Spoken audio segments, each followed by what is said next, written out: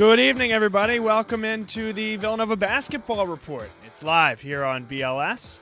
Bob Long, Kevin Long, and the Villanova Wildcats are on their way to San Antonio, and the Final Four commences this Saturday. Should be an unbelievable weekend. We have a great show coming your way tonight to get through everything there is to get through with Villanova with some great sources, Kev. First, we're going to have Ryan Lennox, the studio host of the Villanova Basketball Radio broadcast. You know that Ryan Fannin and Whitey Rigsby do a great job, but if you're not paying close attention, there's a guy sitting in the Bala Kinwood studios of 610 Sports that's there every step of the way and provides the halftime updates for Villanova, and of course, that's Ryan Lennox. He will be coming on to tell us about what he expects for this Villanova basketball team come this weekend and what he's been able to glean this year, hearing every single word that Ryan Fannin, that Whitey Rigsby have said all year long. So that should be a lot of fun. We're excited to talk to him. And, of course, we'll go through our Final Four predictions. We'll go one last V's and O's before we ship off for San Antonio, and then we'll make our predictions and get out of here and let you guys get on with your night and maybe watch the second round, the nightcap of the semifinals of the NIT as Penn State takes on Mississippi State. Maybe, if you have time. But thoughts on the Villanova Wildcats and where we are here from whence we came. Yeah, I think Villanova has been extremely impressive throughout the tournament so far. Up to this point, we've seen them, with three very dominating wins, and then, the last game we saw, a 12-point win against a very good Texas Tech team in a game that they really did not play very strongly. I mean, Big 12, we talked about it all year on the show here, that it was probably the strongest in the country, right up there with the ACC. Texas Tech at the very top of that league, right up there with Kansas, alongside them the whole way. Thought maybe this was the year that Kansas wouldn't win the Big 12. Texas Tech was a big challenger. And Nova still beat them, pretty handily, 12-point victory when they didn't play their best basketball. So definitely encouraging. We've seen them a lot of times this year when the three is shut down, they just keep going for it and, try to find it, and then they end up losing a few games. But I was very encouraged by the way that they found different ways to win in that game against Texas Tech. They were driving to the basket a little bit more. Mikhail and Dante were driving instead of settling so much when they were struggling with that shot. So definitely an encouraging game, I thought, in the Elite Eight for Villanova. Once again, this is the Villanova Basketball Report. It's live here on BLS. Bob Long, Kevin Long. A live look here at our agenda for the evening.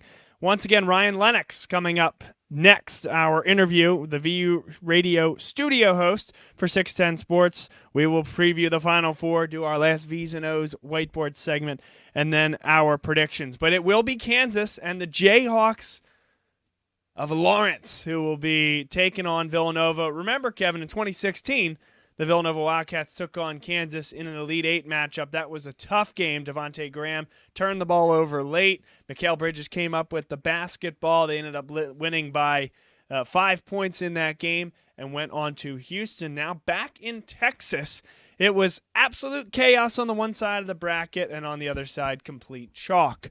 Now, the game that Kansas played against Duke was really spectacular for so many reasons. One, they're two blue blood, top-of-the-table type programs every single year. They're high-profile coaches, and they just couldn't be any different. Kansas is a team that does have some guys that have some experience. Of course, Devontae Graham and Svi Mikhailuk, everybody's favorite name throughout college basketball, as well as some of the younger guys that have come in and developed a really, really nice role. Malik Newman goes off for Kansas. It's a really solid overall great basketball team. But they weren't expected to be a one seed for the vast majority of the year.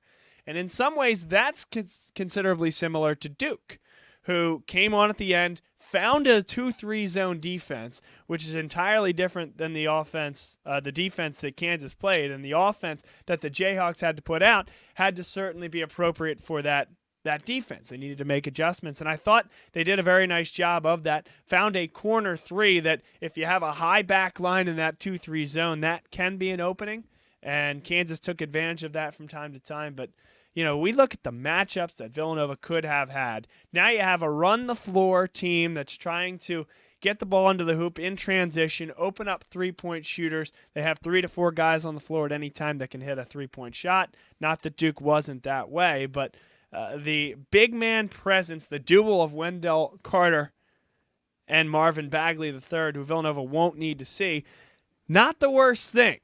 Instead, Villanova will have to face Azubuike from Kansas, who's very, very talented. But my thought, Kevin, I want to hear your thoughts. If you can push him out of the lane and make sure that he catches the ball outside of that painted area, it will be a struggle for him, and his efficiency goes down considerably. Yeah, absolutely. I agree. And Omari Spellman has gotten much better defensively throughout the year. As we've seen, he's been able to handle the big guy. And I agree with you completely about I would rather face Kansas instead of Duke. Looking forward to that. After Villanova won, I was thinking, who do you want to go up against? You want to go up against Azubuike or, Bagley and Wendell Carter? I'm just not sure that, one, Omari Spellman would be able to handle Bagley as well as he will Azubuike. And then I don't know that we really have someone that could have guarded Wendell Carter, but I think this matchup suits us a lot better. It's a two guard heavy teams. Azubuike's a little bit different than Spellman. He doesn't shoot the way he does, but in general, you have 4 guards on the floor who can all shoot. They all stand around the arc, and for better or for worse, I think that is a place where Villanova matches up well, but also Kansas matches up well with Villanova. So it's going to be a very interesting game of two very alike teams. I expect a game very similar to the Kansas-Duke game. I think it's going to be an all-out battle, everyone leaving it all out there on the floor. You think about some of the matchups coming up. You got, probably Graham on Brunson and DiVincenzo on Mikhailuk. So I'm really excited for this game. It's going to be two teams that match up very well against each other, just going at it for a chance to play for the national title. I'll say this. I think the size in and of itself opens up, especially if Villanova does play with Pascal and Spellman on the floor for extended periods of time, for actually Mikal Bridges to take on Mikhailuk. All that said, though, I think you're right. And DiVincenzo, when the time he's on the floor, when he is on with Bridges, will likely take Mikhailuk. And I think by virtue of his 28 points, Malik Newman just earned himself a date with Mikal Bridges on him defensively. Bridges has the length on Newman. Newman has a ton of athleticism, can hit the three, can get to the bucket, and do a little bit of everything. You talk to the people, he can also shoot you out of a game at times. And that's not to say that he's not overall fantastic and just a fantastic player that can break you down. But I think putting Mikal Bridges on Malik Newman, if I'm coaching the team, is what should happen. And it's what happened at times. Colin Sexton had him for a period of time. You go back to even some of the games towards the end of the regular season, Mikal Bridges took on a slighter framed player that might have been the opponent's best scorer. And I think that Jay Wright in a pinch goes to Mikal as longest as his best defender. So once again, Villanova Basketball Report, Bob Long Sports, Bob Long, Kevin Long, excited to be here. And we will be talking with Ryan Lennox, the VU studio host. He does the halftime updates for 610 Sports. He sends it back down to Whitey and Ryan, and should be a great discussion there. Now, how did Villanova get here? And we have the boxes of each of the last 2 games. Folks, these are going to look a little bit different than one another. The West Virginia box score, Villanova 27 for 54, shooting better from beyond the three-point line. The one constant that we'll see is that they're shooting pretty well from the foul line. But look at the offensive rebounds, only 7. They did not control the boards in the same way that they did in the second game that we'll talk about. But look at that balance across the starting 5. Pascal, Spellman, Bridges, and Brunson all in double figures. And, of course, Jalen Brunson starting to take over these games later and later as they go on. Now, as we pull up this box, Dante DiVincenzo, a big game off the bench with 12, and that balance without Brunson going off in the same way that he did. But I take you to the middle of your screen halfway down, or all the way down, as we should say. 20 offensive rebounds. And anybody that saw the basketball game certainly understands that. But that 20 juxtaposed with the 4 for 24 from three-point range and the 33% from the field shows that Villanova, even though they didn't have it going, was able to corral the rebounds they needed, was able to control the basketball game that way. Because really, Kevin, at no point in that game, maybe besides the last few minutes when it got down to 5 and they went bucket for bucket 3 possessions in a row, Villanova seemed to have a good control of that game.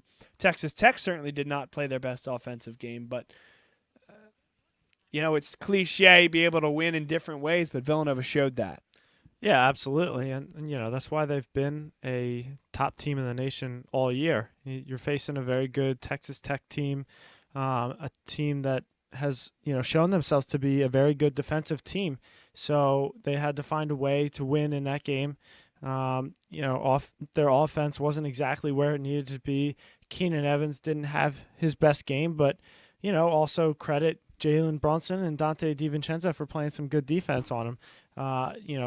That defense helped them win the game. They only scored 71 points, and as you saw in the box score there, they're keeping a pretty good balance across all of their players. They scored 90 points against West Virginia, but then only 71 against Texas Tech. But the fact that they have balance and they're sharing the ball and everyone's getting involved and everyone's into the action. Eric Paschal, Dante DiVincenzo going for 12 to 15 points a game. Everyone's in on the action right now. Everyone's playing well, even despite the low-scoring game that Villanova is not necessarily accustomed to. I'm just thinking about if they come out and play defense the way they did against Kansas, and all of a sudden Mikal Bridges is hitting the shots the way he normally does, this team is going to be scary in San Antonio, and all the other teams should be aware. Hopefully they can make a run this weekend.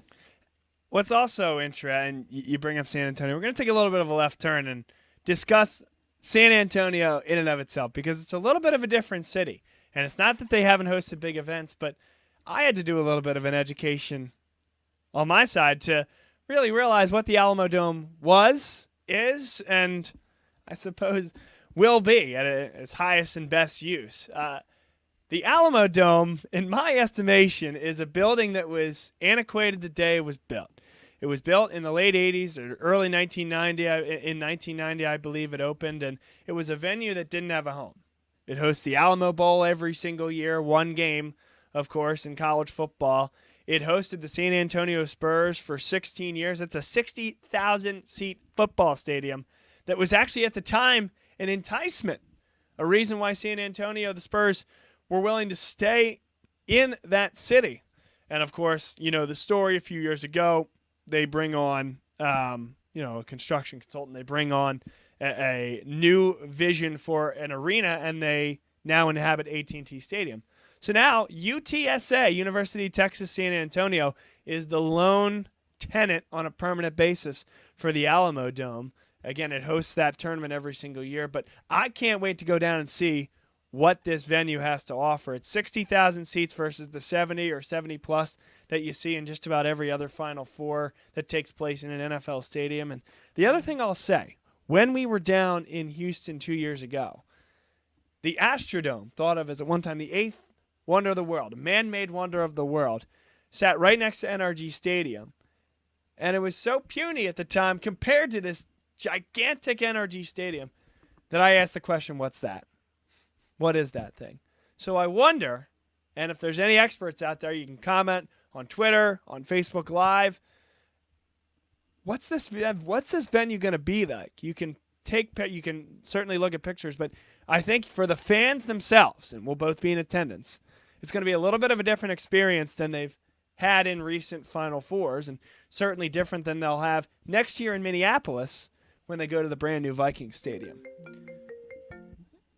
Yeah, I mean, it's something that you don't really think about it, but, you go to a NFL football stadium or an NBA basketball stadium, and, they have a lot of vendors and things in there, selling lots of food, things like that. But, how many people are really in there selling at a UTSA game? So, I wonder if they're just having people coming in and filling up the, unused space that they have just for the Final Four. I'm sure they don't take care of it the way that an NFL team would, or, anything similar to that. So I'm really interested to see how this, it's not necessarily old by any stretch, but, this older stadium that maybe isn't upkept and doesn't have permanent tenants in their vendor booths and things like that. I'm very interested to see what this is like. Well, now we'll switch gears and talk with a man who will be certainly he upkeeps his space very well, and that is behind the glass at 610 Sports.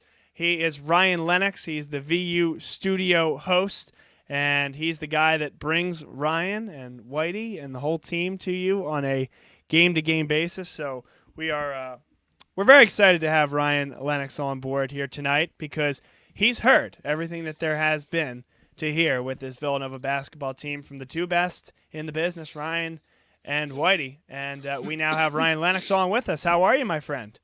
Good. How are you? Oh, doing great, and excited to have you on talking some Villanova basketball. Now, it's been one heck of a season, Ryan, and certainly we understand that you've been as close to the pulse as just about anybody. What's been your takeaway, and what's been your reaction as this team has gone on in this run? On the current run, I would say, I can't say anything bad. Injury-wise, we're good. Obviously the last game we had a little trouble behind the three-point arc. Rebounds we've been real good on. But if you look at that box score, the last game, no one had more than 4 field goals, which I thought was a little odd even for Villanova. But Sure. Free throws has really been beneficial to us this year. We did have some injuries in that middle of the season. And, I was a little nervous. We had a concussion. We had some wrist injuries in the middle of the season, and we lost a few games. But, going forward, I'm really excited to see, what we do against Kansas on Saturday night. Well, I think you bring up a good point about a couple of those losses in the middle of the season. And, we've talked about it, Kevin and I, on this show, and Tom, who's not with us tonight, that they just weren't playing their brand of basketball, Ryan. We didn't feel in terms of the fact that they would not necessarily seek that inside shot, not lead with the drive and then the kick. It was a lot of pass around the perimeter and settle for threes. Now, from what you've seen, heard, and experienced, has there been a change in that mindset from Villanova, whether it's spoken or more just an understanding amongst the guys that we need to get the ball to the basket a little bit more down the stretch? I think it's more of a physical play. I think Pascal's really stepped up the last 12 to 15 games underneath. They brought some kids off the bench. Colin Gillespie, who's just absolutely clutch now. Roundtree as well has come out. But, I think the biggest X factor going into Saturday night's game is Dante DiVincenzo. He can just do anything on the floor. He can dunk it. He can shoot threes. He can facilitate the ball. That I think was the big thing. When Phil Booth went down, it was, we didn't even know until after the game that he was hurt, and we just were kind of all on the same page, like, oh, yikes, what are we going to do now? Right. And then guys like Gillespie, Eric Pascal, Dante DiVincenzo just really stepped it up. Roundtree as well as of the last couple of games. And, because of Booth getting hurt, which obviously wasn't good, but, it kind of made everyone else around him really step it up. So now, we're on a run. And here we are Saturday night in the Final Four. I think Gillespie and your DiVincenzos and your Pascals and these guys got the playing time that they needed early on, where now it's someone does get in foul trouble, then I think we're good to go. You've got an absolute animal that they haven't really used this year in Amari Spellman. He's been hitting the long threes, but, they really just need to give it to him down low. And, Coach knows that. And going into Saturday night, I'm really excited to see where we go. Hey, Ryan, it's Kevin here. So Bob and I were just talking about, before you came on, we were talking about the Texas Tech game and how that looked similar to a lot of their losses throughout the year where they weren't making a lot of shots, had to find a different way to win. Now, coming off a win like that and coming off of the, 3 huge wins against, West Virginia and, Alabama coming into the tournament here. How do they feel going into the Final Four? Do they feel more confident now that they've found a way to win, even when they struggle? And how do they feel about their performance so far? I think that as an overall, they feel good, not great. But now they realize that if you're missing the threes, you've got to kind of have what I call the butter offense. Just kind of spread it around a little bit. And it's like I've said this 1,000 times this year. You can't just shoot threes all day and expect to win because, look at Michigan State the other day. Michigan State shot awful against Syracuse and they lost. You can't just anticipate that you're going to shoot 40 or 50% from behind the arc. 'Cause it's just not going to happen every game. There's going to be those off games. And you've got to realize you've got to bring it in and, get your fouls and shoot them from the line. I mean, that's exactly what we did in the last game. We couldn't make a three to save our lives. And, they drove to the hoop and I don't have the numbers in front of me, but I mean, they got a ridiculous amount of points from the free throw line. And that's what, is the difference between going to San Antonio and going back to Villanova. So Ryan Lennox on with us here. He is the voice of the Villanova halftime show on 610 Sports, every single home game, away game, and certainly neutral site game as well. Now, Ryan, you can't see, but on the screen that was fading by with different pictures of Villanova lore, our viewers just saw a juxtaposition of the 1985 national championship team coached by Rolly Massimino, God rest his soul, and then a picture of Chris Jenkins hitting the game-winning shot as time expired against North Carolina 2 years ago. This basketball team here in 2018 is returning to the Final Four for the third time since 2009, the second time in the last 3 years. What have you seen from this team? You've been doing this certainly since 2016. What are the similarities, if any, you see between this team and, say, that 2016 team, and any differences that you see as well? I see a lot of similarities. You've got a floor general in Jalen Brunson, which you had in Ryan Arcidiacono 2 years ago. But, I think the big difference is you've just got guys that can just come and shoot the lights out. They can bring DiVincenzo off the bench, and he could just come out, hit a couple of threes, and go right back on the bench. If they need him to go inside, I mean, you saw the dunks that he had in that Texas Tech game. I mean, that guy is just the ultimate X factor. He's a special athlete, absolutely. Yeah, and you've got someone like Mikal Bridges, who I see very similar to a Josh Hart, who at any point could score 12 or 25 points. I mean, his hands are on the ball a lot. The big thing this, going into Saturday night is, which Phil Booth is going to show up. The one that used to score 15, 20 points of the game, or the one that lately really hasn't been shooting the ball well, but still, getting his stats and getting his rebounds and his assists.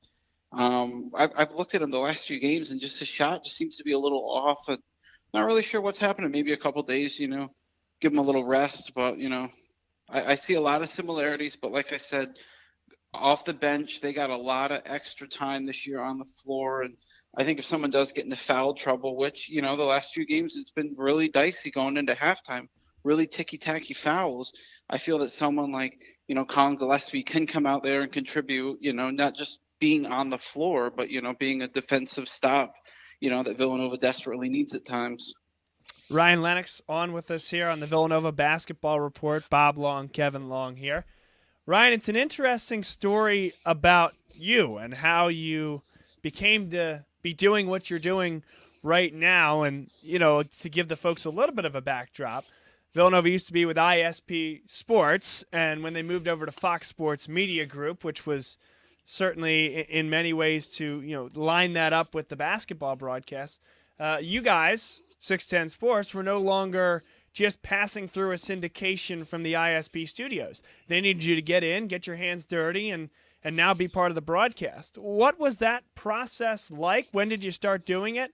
And what do you see in terms of your role and the production itself going forward? Well, it's kind of like being about 7 years old and, you had the floaties on for a year or two, and then they throw you in the deep end. I didn't know what to anticipate. And to be dead honest with you, it's a 3-man job, and I do it all by myself, and I wouldn't have it any other way. Before, people who aren't familiar with it, literally we took the feed And at a certain point at the top of the hour, they would say, please pause 10 seconds for a station identification. I would hit a button, fade them back up, and that was my job for the championship year and the year before that. And last year and this year, it's been highlights, pregame, postgame, halftime segments. I put together highlight reels in the middle of the game. They let me pick player of the game.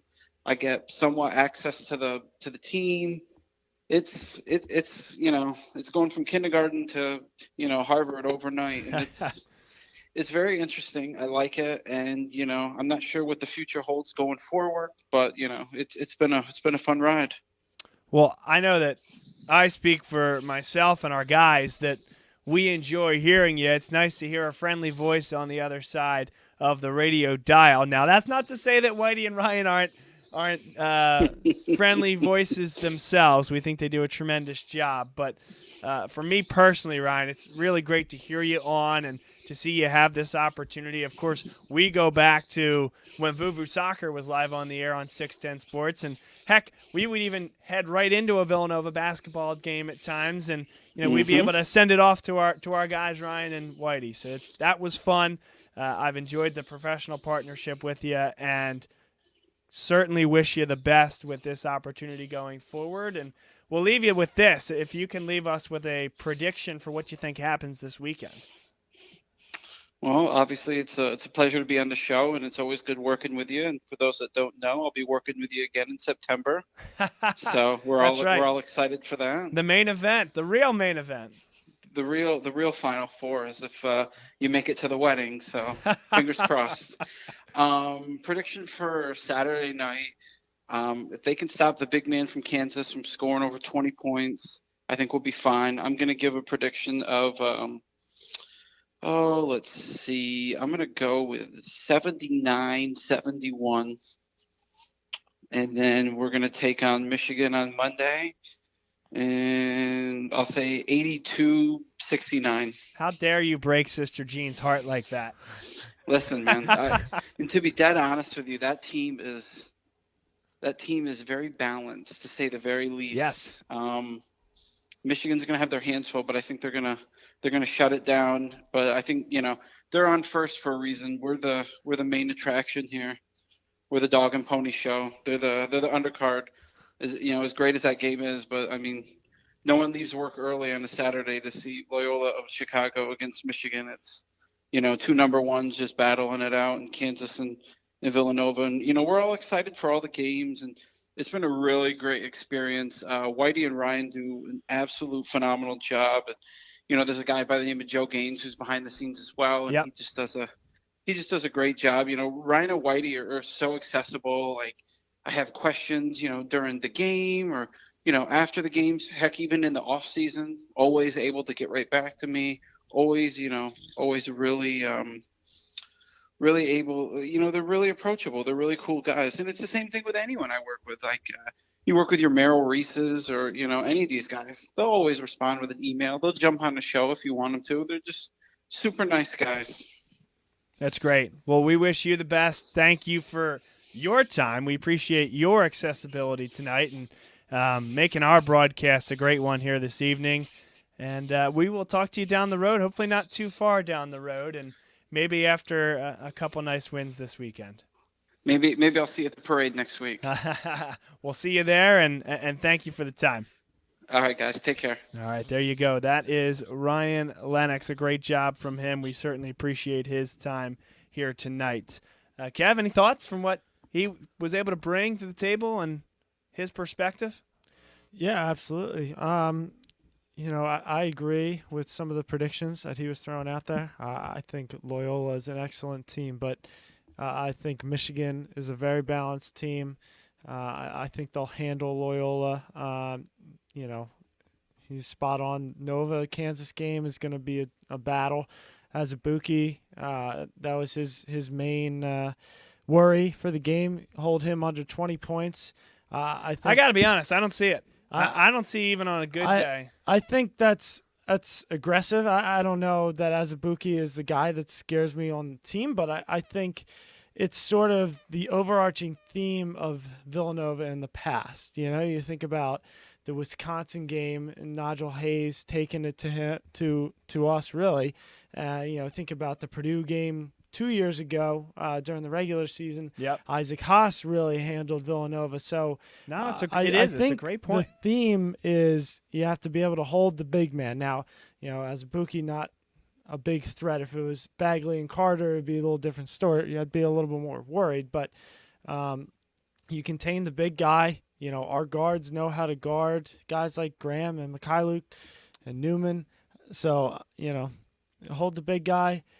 Jalen and Mikhail will do their jobs. So I agree with what he's saying. But I think I'm not 20. I don't think Azubuike has scored 20 many times this year, if No, at all. But I don't know that he has. I don't know. But, you keep him to single digits. You limit him from doing any damage.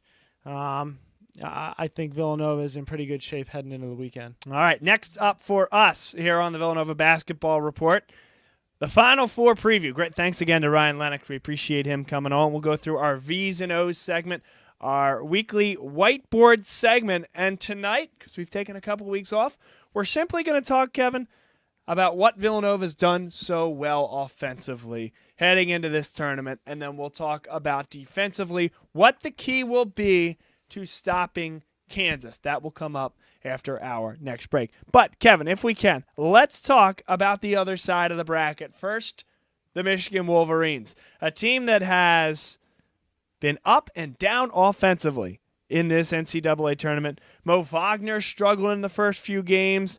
Abdur Rahman struggled big time in a few of the games. But Charles Matthews has been the one guy, and, a Karis LeVert type body type, and a guy that can do so many good things. Those three, if they can be playing well, and then maybe Duncan Robinson hitting a three from the corner now and again, does make this team very difficult. What they do very well is they play some defense, Kevin. They can really get out and defend, and teams have had trouble all the way from Montana through to Florida State, have had a lot of trouble against this Michigan State team. How do you think Loyola handles it?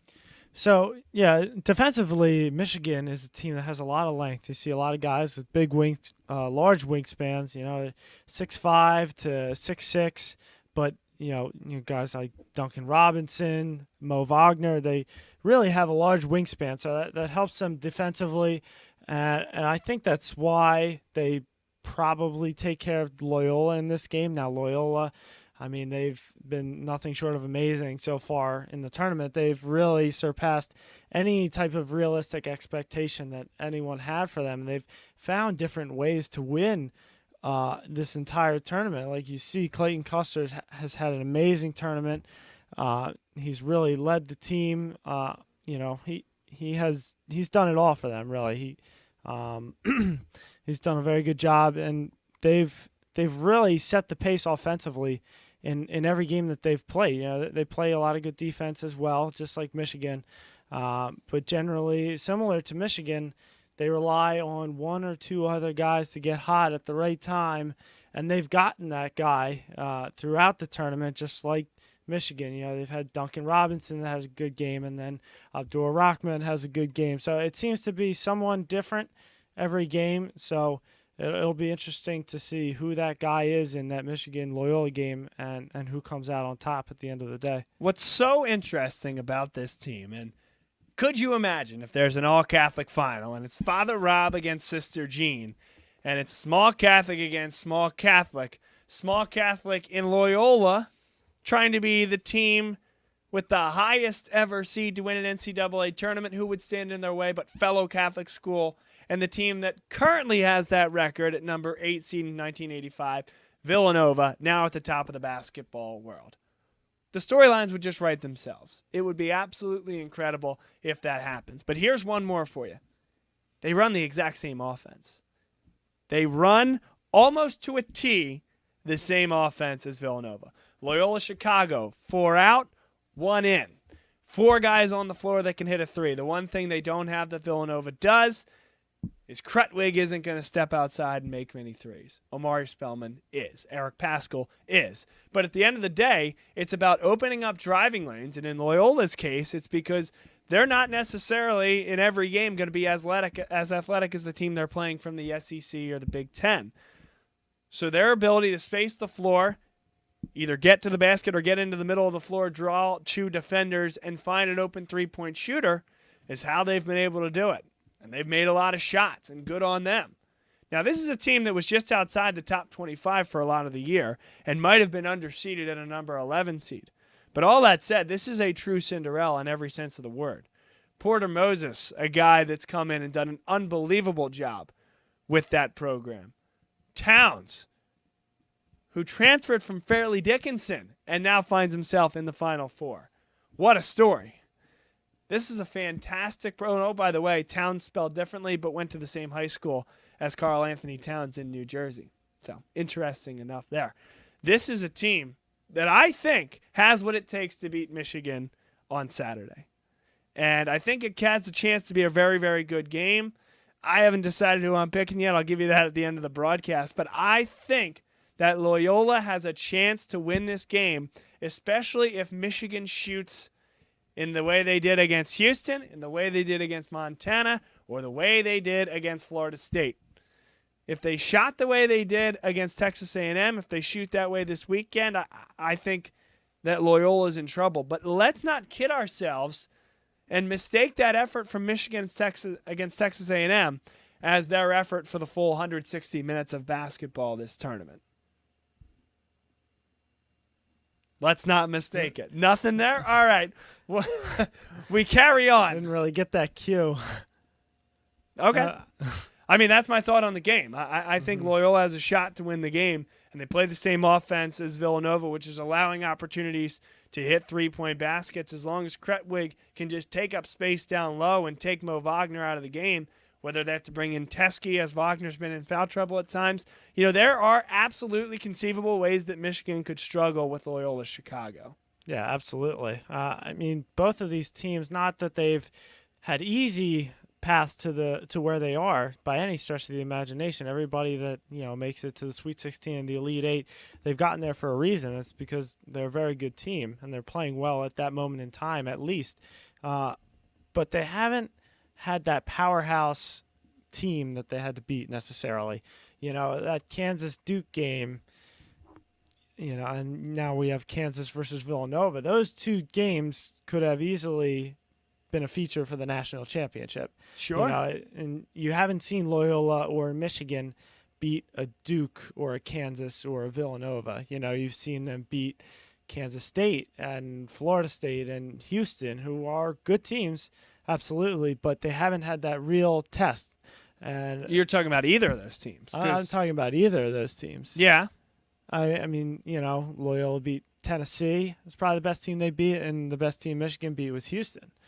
Really. So, neither team necessarily had a great test up to this point. And obviously, the teams they beat took down some of the top dogs in the tournament. So, obviously, they had something good going for them, and those teams were good enough to beat those teams. But, when you go up against a Villanova or a Kansas, it'll be an entirely different story, in my opinion. But, this will absolutely be a good game. Loyola will give Michigan a good game. And, it's hard to say who really is going to come out at the end of the day. But I guess we'll save that for the end of the show. Tate checking in from the ATL. And they hosted a regional with Loyola, by the way. Scantily attended game there, Tate. You could have gotten yourself a cheap ticket, I'm sure. He says midnight strikes on Saturday night for Loyola Chicago, and that Mo Wagner, Dirk's twin, has a huge game and makes the Dallas Maverick of so many years proud. Okay, it's possible, certainly. I mean, I think Mo has an opportunity because he's just as big as anybody, if not bigger than anybody on the Loyola team, and he's certainly quicker than any of the bigs. I think the more he can run the floor, the better. Abdur Rahman is one of the more unselfish guards in all of college basketball, and he'll give up a good shot for a great one. And Mo Wagner, on the other side, runs the floor as well as many of the big men or any of the big men that you see out there. So it's a match made in heaven with Abdur Rahman and Mo Wagner, and he sees him having a big game, perhaps with his back to the basket, but I think in transition they can create some opportunities, especially on some longer misses that can get the Wolverines out running. Absolutely. I think Wagner is going to be the biggest issue that Loyola sees in that game. I think they can match up with some of the guys like Abdur-Rahman and Robinson, but Mo Wagner, I think, could be a difference maker in this game on Saturday night. Other game, Villanova, Kansas, and then we'll get to our V's and O's segment. Villanova, I think the key will be clearly on the defensive end. Can they stop the transition of Kansas, and what pace does Villanova decide to play? Clearly, Villanova can run. We saw it at times against West Virginia. We saw it a lot against Alabama. We did not see it as much against Texas Tech. In very limited occasions did Villanova get out and run the way that we've seen a Villanova team run. And truly, I think that for the Villanova Wildcats, it's going to be important to control that pace. And at the end of the day, if it's Jalen Brunson holding that pace up the way they did against Texas Tech, I think that can frustrate this Kansas team, a team that will run up and down the floor, a team that will take a shot quickly in the shot clock. And if Azubuike does get in foul trouble, as he's been prone to do, all of a sudden, Villanova is playing against a four-guard team with their backup, their reserve forward in there, with the likes of Eric Paschal and Omari Spellman, which is amazing that we're talking about this year, the fact that they could have an advantage inside when Azubuike is not on the floor. And can they control the glass the way they did? It's going to be a challenge, and I think Mikal Bridges on Malik Newman is a huge key if that's the way Jay Wright decides to go. And I think Villanova has a very good shot to win this game. 5-point favorites coming in the opening line. And in the age here of the one-and-dones, you see it all over in Duke and Kentucky and teams like that who are right up there every single year. We have a big matchup of two veteran players. You have Devontae Graham and you have Jalen Brunson. And I think that's a big part of this game coming up on Saturday. I think that will play a huge role. Whoever has the better game, who can keep their team under control, keep their emotions in check. Both of these teams have been in this situation in the past couple of years. They've played in big games in their conference as well as in the NCAA tournament. So I'm really looking forward to this matchup of Devontae Graham versus Jalen Brunson. Maybe one of the best two-guard matchups that we've seen in the past couple of years that didn't involve a freshman. Generally you have the Kyrie Irvings of the world, and they make a big splash in one NCAA tournament, and then they're done. But we have two veterans here that know what to do, have been here before, and it's going to be the best man wins at the end of the day on Saturday. So those are our two matchups this weekend, our preview of them. Still a long way to go on this one on the Villanova Basketball Report. V's and O's comes up next. Our weekly whiteboard segment. We're going to walk through what Villanova has done so well offensively and what the key will be defensively, lining up man-to-man against a very talented Kansas team that loves to get out and run and plays a very similar lineup to Villanova teams past. Four-guard style lineups and how Villanova can deal with it defensively. And then our predictions. We'll be right back here on the Villanova Basketball Report. Ford is Mayfair's neighborhood Ford store. Nobody knows your neighborhood like Dunphy Ford. Nearly 40 years. Right here on Frankfurt Avenue. Generation after generation. Our neighbors continue to be our customers. We have access to the cars and trucks you want with financing you need. Dunphy Ford is Northeast Philly's first choice for America's #1 brand. 7700 Frankfurt Avenue in Mayfair. Online at www.dunphyford.com. Come experience the Dunphy difference. You'll be glad you did.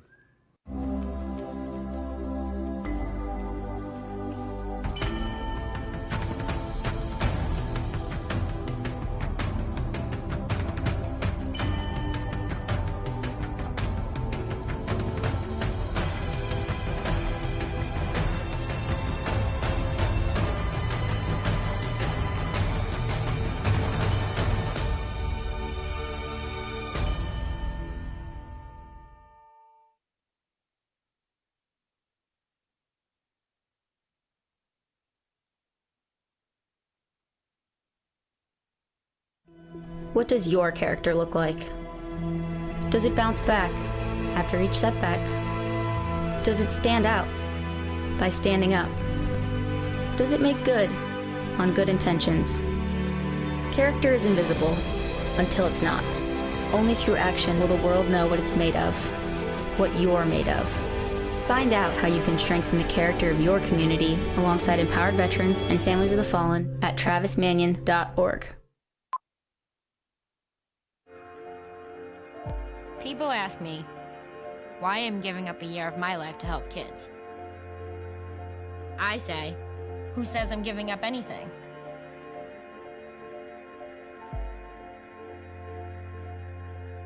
If kids who drop out are 8 times more likely to end up in prison, do we open more prisons or mines?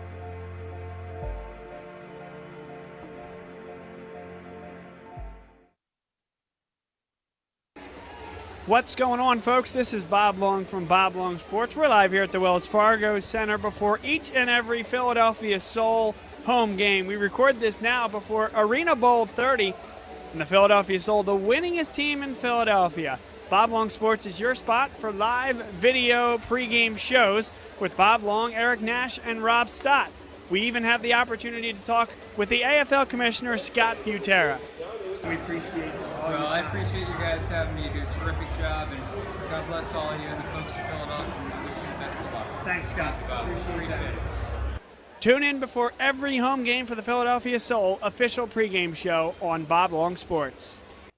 Welcome back, everybody. It is time for V's and O's here on the Villanova Basketball Report. You know, what's made this Villanova team so successful all year is it's been an ability to speed up or slow down the offense at any given time. Let's talk right now about what Villanova did so well in the last few games when it counted, which is slow it down. Now, over the few years that we're talking about, from when Villanova first got back onto the scene, I think about that 2014 year, they had beaten Kansas in the Bahamas and had moved forward into really what's been from then until now, right at the top of college basketball. That also coincided with the year they moved to the Big East. But what's changed from then is they've slowed down a lot more. Few possessions in every single game, fewer than they used to have moving into the Big East tournament and in recent years. And why have they been able to do it? It's been a lot because of what Ryan Lennox said earlier. A floor general. And at any time, a guy that can run the offense really, really well. This year, it's been Jalen Brunson. So let's break it down, right? In years past, they would run this same 1 in, 4 out offense where you'd have your big down here and your point guard with the basketball. And at times, Villanova can still speed it up. Get the ball here, big switches over here, maybe there's a cutter in here, or he drives inside and can kick it out and open up a three-point basket. Now, that will certainly happen, but what we've seen, especially as games getting towards the final bell, it's been this guy right here, Jalen Brunson, that has taken over. And the way he does it is he'll either call for a high ball screen, have that guy set a screen, and the defender has to make a decision whether to stay with Jalen as he comes like this, or whether Jalen is going to take it himself, spurn that screen, and Omari can pop up here to hit a three at any given time. Now, specifically against Texas Tech, Jalen would hold right up here until about 12 seconds on the shot clock on average. Then he'd start getting to the hole, and he'd either start backing a guy down right about here, and he's so dangerous because he can take you off the dribble. He can go to his left. He can go to his right. He can drive through you. He can fade away. Or he can skip past it across to a wide-open Dante DiVincenzo or a Mikal Bridges, and he's been so good doing that. And Jalen Brunson has been the guy down the stretch in shot clock situations where it's approaching the final horn. He's been the guy that has been the most important figure in this Villanova offense. And a big part of the reason that just today he was named first-team All-American. So I think Villanova will do that from time to time, especially if they find that Kansas is hoisting a lot of threes early in the shot clock. Villanova can tire them down defensively by holding longer possessions and frustrate them by the fact that Kansas is one and done, if Villanova can so impact it that way, and can keep Kansas on their heels that way. But Kansas brings such good offensive schemes to the table. They run 4 guards. We're going to have Kansas in the red, 4 guards out there at any time. Here's Devontae Graham with the basketball. Here's Azubuike when he's in the game. And we'll throw Mikhailuk right here and Malik Newman, who can run the baseline really well, get from baseline to baseline, and hit an open 3. Now, he got a lot of open 3-point looks against the zone.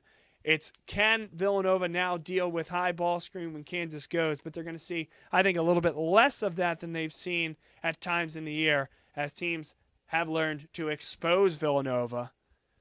But you've seen in the last few games, Omari Spellman considerably better against the high ball screen. So here's the challenge. Azubuike, when he is right here, guarded by Omari Spellman, any deeper for Azubuike, and he's turning and just going over top. He's got a couple inches on Omari Spellman. He's big and strong, but the one thing he is not is offensively developed at a high level. He can certainly score and do things in a variety of ways, but if Omari Spellman can do his best to push Azubuike out further and have him catch the ball anywhere outside this painted area, that's where Kansas can and will struggle. He's not going to go over that left shoulder with the right hand as much as you might expect from a big guy. He hasn't really developed that as well as I think Bill Self might have hoped.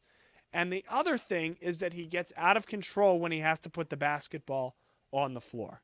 And that's gotten him into trouble with offensive fouls. That's gotten him into trouble with turning the ball over.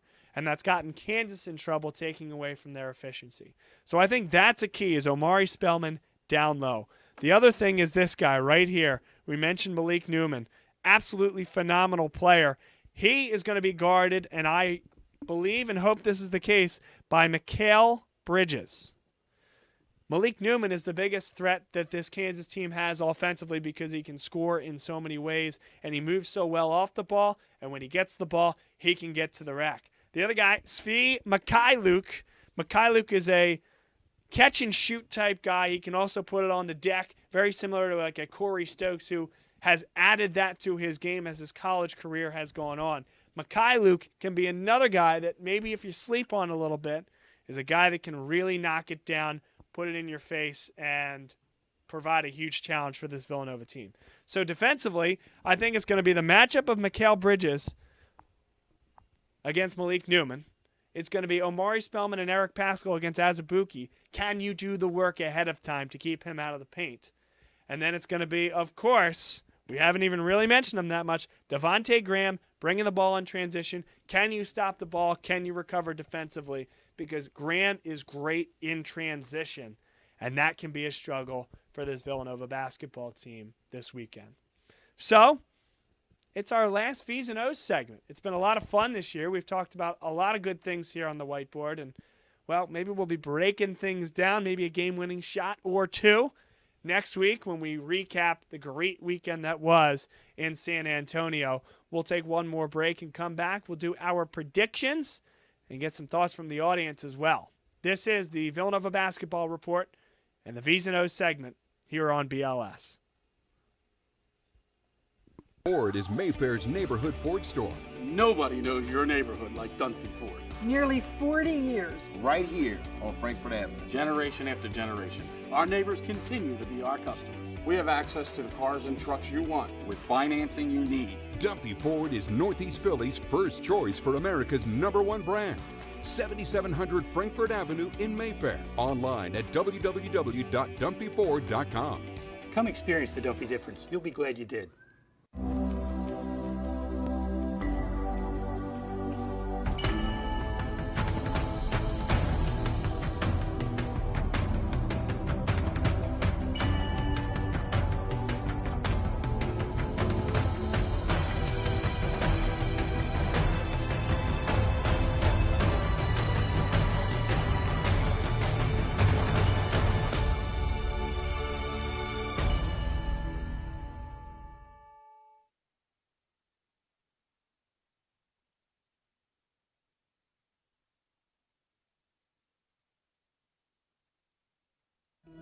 What does your character look like? Does it bounce back after each setback? Does it stand out by standing up? Does it make good on good intentions? Character is invisible until it's not. Only through action will the world know what it's made of, what you're made of. Find out how you can strengthen the character of your community alongside empowered veterans and families of the fallen at travismannion.org. People ask me why I'm giving up a year of my life to help kids. I say, who says I'm giving up anything?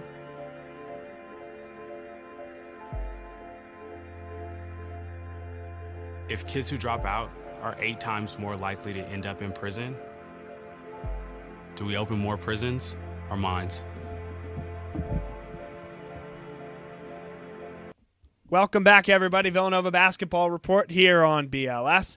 Bob Long, Kevin Long, and a big shout out to Tom Trainer, who's been with us all season long, and certainly we hope to get his closing thoughts on a great season when we convene next week for, in theory, the last time on this Villanova Basketball Report. Thank you, the listeners, for being a part of it all year long. It is time for predictions. Kevin Long, I will leave it to you. The first game of the night at 5:09 local, 6:09 Eastern. Loyola of Chicago against Michigan. Well, let me first start by saying that I think that these two Saturday games are both going to be thrillers. I think both of these teams, well, all 4 teams are very evenly matched in their 2 respective games. I think Michigan and Loyola match up extremely well, and I think just as we discussed in V's and O's, I think Villanova and Kansas match up very well. So I will start with Michigan-Loyola, the first game of the night.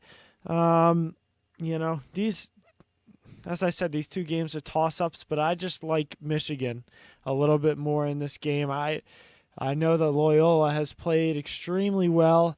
They've shown a lot of grit and toughness throughout this tournament to make their way all the way to the Final Four in San Antonio, but I like Michigan to advance. I like the way they've been playing, especially last weekend, their past 2 games. Wasn't overly impressed with their Houston game, but the last 2 games, I'm very impressed with the way that Michigan has been playing. And then as for the night game, Villanova and Kansas, boy, I think that's going to be just as good, if not better, than the Kansas-Duke game. It's going to be tight. It's going to be down to the wire.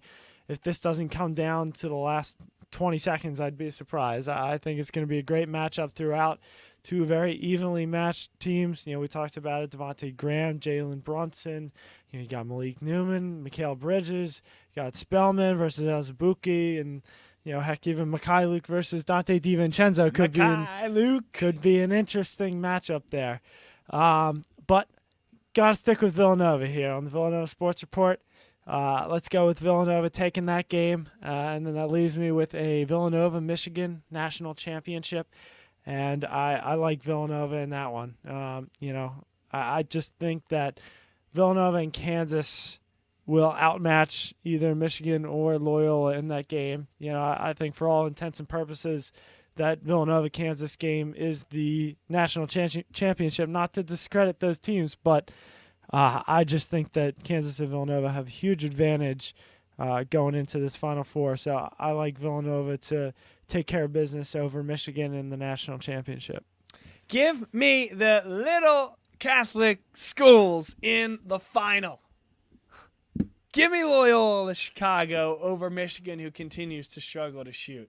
And give me Villanova over Kansas, who I think is a more complete basketball team.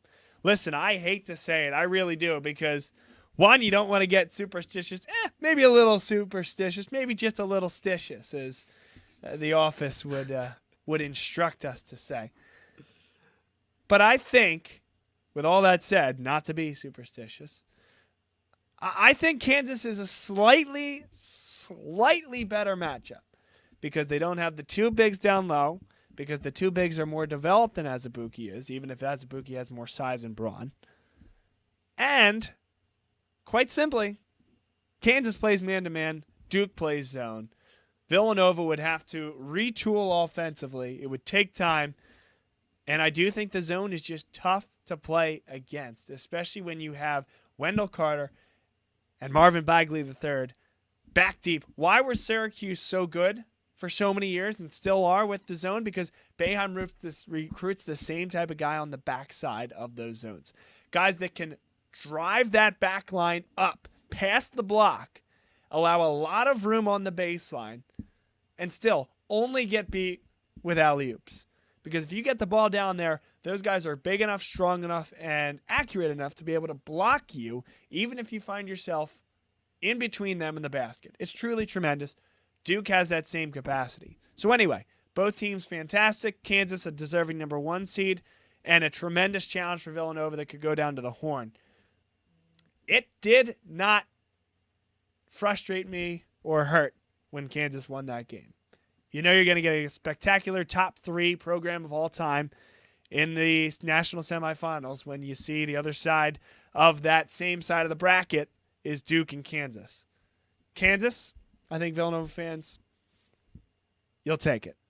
Yeah. Right? And understand that there's a huge challenge and you could easily get beaten, but it will be a dogfight. I think Villanova wins that game. I think they hit enough threes. I think they slow Kansas down defensively, and Kansas rushes a little bit offensively. And I think that's going to be a key for Villanova, how efficient they can be offensively. Duh, that's not rocket science. But I think they are efficient enough offensively. I think Kansas struggles at times, hits one of those 5 or 6 minute stretches where they have 2 or 3 points only. And I think Villanova wins the basketball game. Yeah, I agree with what you're saying about Duke. I think Kansas is absolutely the better matchup here. And, if Villanova continues playing the way they've been playing and they play offense the way they did in the first 3 games, I think there won't really be any problem. Some of the early season defensive woes seem to have dissipated or at least calmed down a little bit. These guys are a complete team. I think they're playing better than any team that I've ever watched, Villanova. I think they're playing them better than they were in 2016. Obviously, they got insanely hot at the right time. They were making every shot they could possibly take. It's just a matter, I think, especially for Mikal Bridges, getting him back on track after that Texas Tech game. I agree with what you're saying there, Bob. Tate in Atlanta checks back in, says, give me right over Self in any big game. Self equals a fraud. Lucky versus Duke. Newman dominated an OT. That made the best-dressed coach win. Wow. I tell you what, that puts a cap on it, man. I don't know what else to say. Now, what Tom had to say, Tom Trainer, who checked in, and he's been providing some good commentary throughout the evening. If it's Nova versus Loyola, as I'm predicting, how do you feel about being the Goliath for a change, and how do you see Nova fitting into that role? Here's the thing.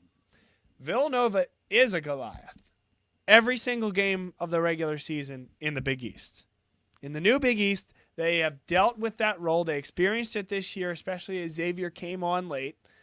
And I'm not going to blame dealing with something like that mentally or throwing something like that in there as a reason that they didn't close or didn't finish well down the stretch. They just hit a rut. Everybody hits a rut. Kansas hit a rut earlier than everybody else. Arizona State hit a rut at the wrong time, and it continued throughout the whole season. It's all about whether you can come back from that rut. Michigan hit a rut. Villanova hit a rut in the middle of the season, came back.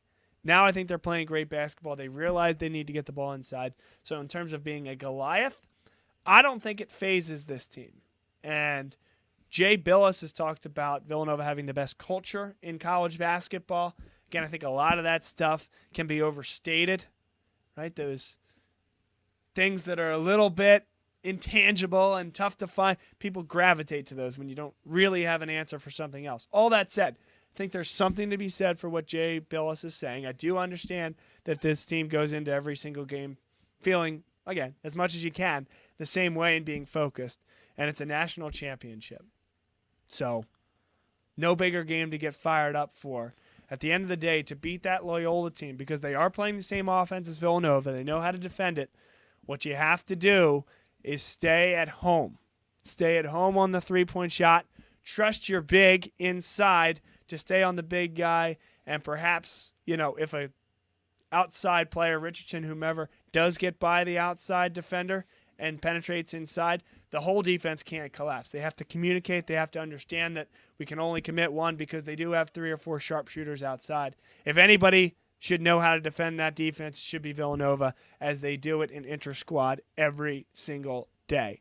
And I think Villanova would simply, from an athletic standpoint, outclass that Loyola Chicago team. I'm not saying they wouldn't keep it close, but what I'm saying is when you come into the dogfight and fight exactly the same way as the bulldog that's 35, 45 pounds heavier than you are, that's a challenge.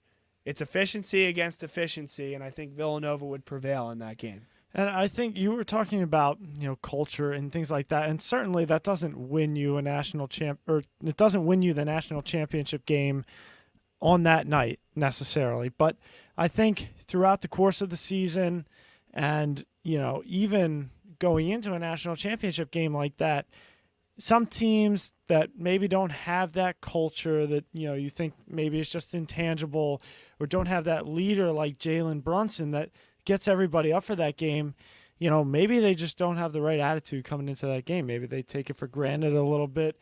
Maybe they don't prepare as well as they should because they feel like this is a game that they know they're going to win. Culture is absolutely a big deal when it comes to these things, especially when you're on a college campus and there's a lot of distractions and there's a lot of things to do.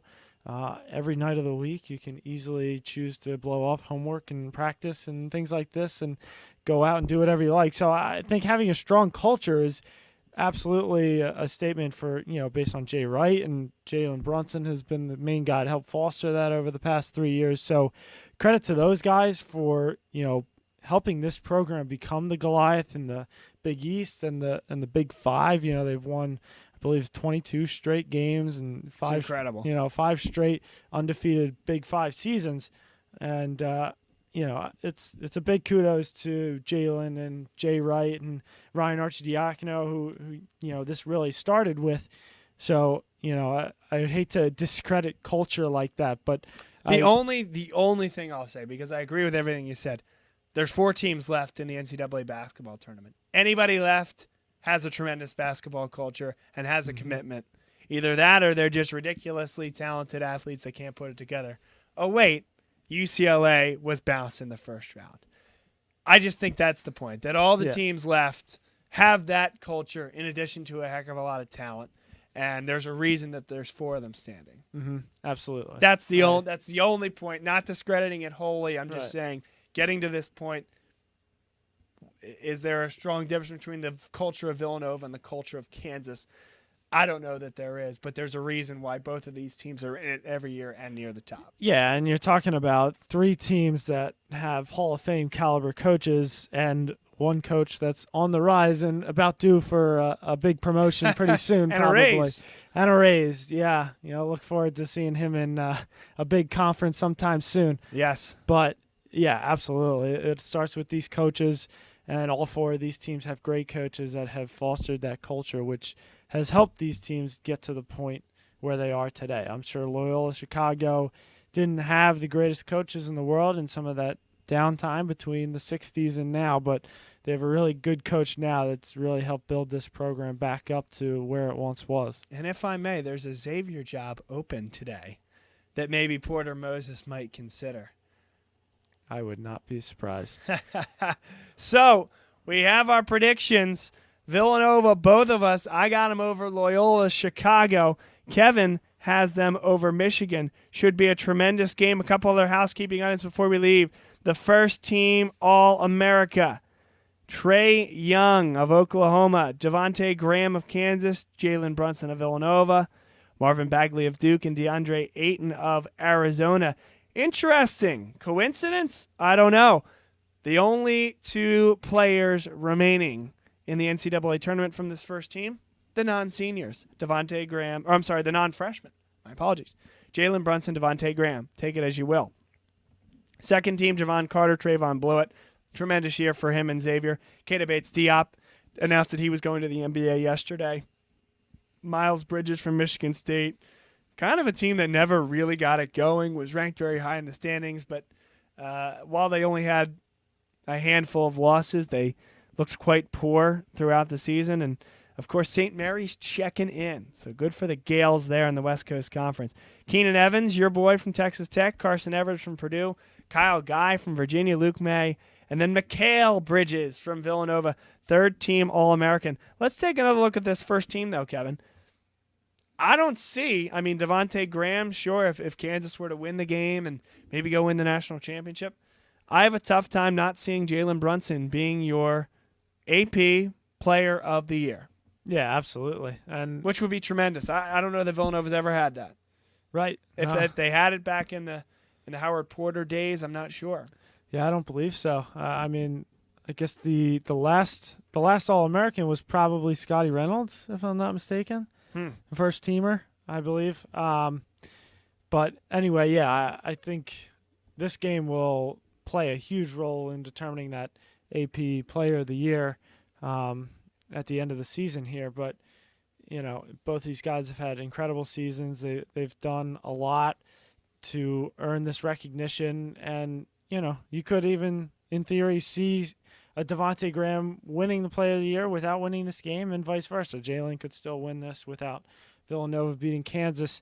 They both have that body of work behind them this season. So, you know, it'll be really, really interesting to see these two battle it out on the court Saturday night. Last thought from the crowd here and the folks watching. Again, appreciate everybody all year watching us. Dave checking in here from Philadelphia. The way that Villanova won versus Texas Tech, even though the shooting was poor, is what makes him believe. And he asked the rhetorical question, how did they dominate the glass so much? Dave, it's really unbelievable, and it does give you a little bit of confidence going into a game against Kansas where they really do have just the one true big in Azubuike. And besides that, they will go at times with the four-guard lineup, something we've seen with Villanova even back in the 2006 season, 2006, when Randy Foy, Kyle Lowry, Mike Nardi, and Alan Ray would handle the backcourt duties. So I think that Villanova has some matchups that they can take advantage of, and I do still believe that they can handle themselves and hold their own rebounding this weekend, and I think it can be a key for their championship campaign. And I think, you know, something big to look out for is Villanova trying to get Azubuike into foul trouble. Yep. You have Omari Spellman, who is much more athletic than Azubuike, and he can go right at him, try to get around him, hope to get fouled early. You know, hopefully you get 2 quick fouls in the first couple minutes of the game and take him out of the game, and Villanova will be pretty well set up moving forward in that game. You know, they won't have another big to rely on there. So look for Omari Spellman to try to get Azubuike in foul trouble. We're going to get you out of here as well in time to watch the NIT semifinal game number 2. Penn State Nittany Lions against the Mississippi State Bulldogs. Can Pat Chambers, can all the Philly guys that we've talked about from time to time this year, can Shep Garner, can Tony Carr, Lamar Stevens, can they find a way to bring this home for the Nittany Lions? We'll let you go watch that and leave you just with one last thought, and that's that Villanova has had a string of dominance throughout college basketball that has been unparalleled. Set the 4-year record in terms of total wins by a program in that 4-year stretch ever in the history of college basketball. It's important that Villanova fans enjoy it. It's important that Villanova fans understand the time frame that we're in right now, and of course mold that into their vision and mold that into their enjoyment of the tournament this weekend. Thanks everybody for being with us all year long. It's been nothing but a pleasure to bring you Villanova basketball news and notes all year long.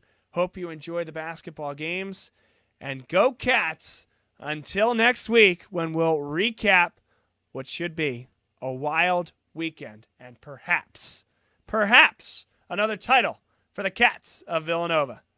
See you next week.